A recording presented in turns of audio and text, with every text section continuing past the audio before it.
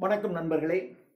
நாம் இந்த காணொளியிலே காணவிருக்கின்ற தனிப்பாடல் திரட்டில் கவி காளமேகம் இயற்றிய ஒரு சிறந்த தனிப்பாடல். இந்த தனிப்பாடலில் ஏன் இறைவன் சிவபெருமான் பிச்சை எடுத்துக் கொண்டிருக்கிறார், அதற்கு என்ன காரணம் என்று இந்த பாடலிலே காளமேகம் அருமையாக விளக்குகிறார். ஒன்று, மாடு கிடப்பாதம். கிடப்பாதம் என்பது மாட்டிற்கு வருகின்ற ஒரு வகையான நோய். அந்த நோயினால் தாக்கப்பட்டு சிவனினுடைய வாகனமாகிய மாடு நோய் வாய்ப்பட்டு கிடக்குது. கிடப்பாதம் கிடக்குது. மாடு கிடப்பாதம். மனையாள் உடல் பாதி. இதுல ரெண்டு அர்த்தம் இருக்கு. மனையாள், மனையாள் என்பது இவருடைய மனைவி பார்வதி உமையவள்.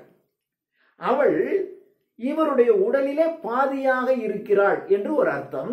இன்னொன்னு, அவளுடைய உடல் பாதி ஆயிடுச்சியா சொல்லுவாங்க, ஏற்கனவே பார்த்ததை விட பாதி ஆயிடுச்சு உன் உடம்பு அப்படி சொல்றாங்க. அப்ப ரொம்ப இழைச்சி போயிட்டாங்க, அதாவது நோயுற்று அவர்கள் உடல் தளர்ந்து போய்விட்டார்கள் என்பதை போல் சொல்லுகிறார்.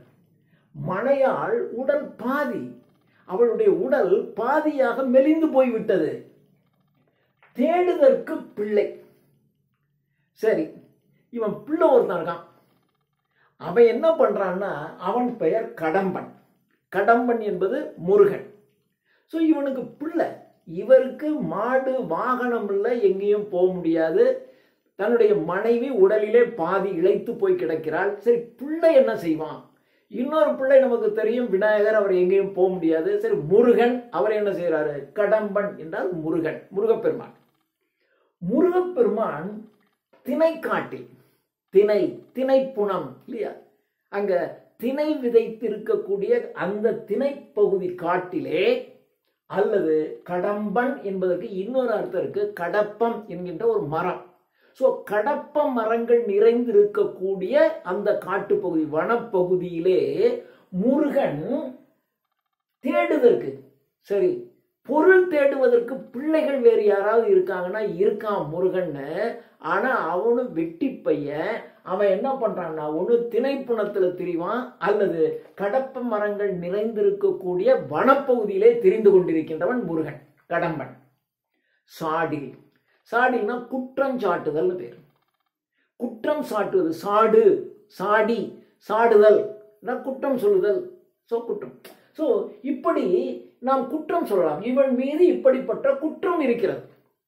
இவன் அம்மா அப்பாவை காப்பாற்றணுங்கிற அக்கறை இல்லாம திணைப்புணத்திலும் கடப்ப மரங்கள் சூழ்ந்திருக்கக்கூடிய வனப்பகுதியிலுமே சுற்றி அலைந்து திரிந்து கொண்டிருக்கக்கூடிய பையன். அவன் உபயோககரமா இல்லை என்று அவன் மீது குற்றம் சாட்டப்படுகிறது. அரவு ஆபரணம். அரவு என்றால் பாம்பு. பாம்பை ஆபரணமாக, ஆபரணம், பூண், பூண், பூண். அரவு ஆபரணத்தை பூண், பூண்டிருக்கக்கூடிய, அணிந்திருக்கக்கூடிய பூண். அம்பலத்தீர், இந்த இடத்துல இது இன் பிளஸ் ஆ. அம்பலத்தீர், அம்பலத்திலே இருக்கக்கூடிய, அம்பலத்திலே ஆடிக்கொண்டிருக்கக்கூடிய சிவபெருமானே, அரவினை, பாம்பினை ஆபரணமாக பூண்டு அம்பலத்திலே ஆடிக்கொண்டிருக்கக்கூடிய சிவபெருமானே, உன் நிலைமை இப்படி இருக்குயா, உன்னாலேயும் போக முடியாது, உன் வாகனம் இப்படி இருக்கு, உன்னுடைய மனைவியோ பாதி இழைச்சி போய் கிடக்கிறான், மகன் மீது அவன் வனத்திலும் திணைப்புணத்திலுமே சுற்றி திரிந்து கொண்டிருக்கின்றான் என்ற குற்றச்சாட்டு அவன் மீது இருக்கிறது. அப்ப யாருமே இல்லை. அப்ப நீ என்ன செய்ய முடியும்? வேற வழி இல்லை, நீ பிச்சை எடுத்து தானே ஆகணும். அம்பலத்தீர் பிச்சை இரவாமல். அப்ப நீங்க பிச்சை எடுக்காமல், இரவாமல் வேறு என் செய்வீர்? இரமாமல் என் செய்வீர்? வேற என்ன செய்வீங்க? பிச்சை எடுக்காம வேற என்ன செய்ய முடியும் உங்களால? ஏன்னா உங்களுக்கு வாகனம் இல்லை, உங்களால போக முடியாது. மனைவி உடல் இழைத்து போய் கிடக்கின்றாள், மகன் ஊர் சுற்றி கொண்டிருக்கிறான் என்ற குற்றம் இருக்கிறது.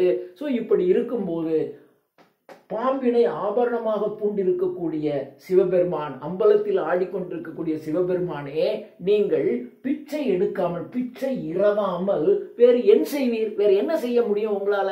வேற எதுவும் செய்ய முடியாது. அப்ப நீங்க பிச்சை தான் எடுக்கணும் என்று இறைவன் ஏன் பிச்சை எடுக்கிறான் என்பதை ஒரு நகைச்சுவையாக இந்த பாடலிலே பாடுகிறார் காளமேகம். நன்றி.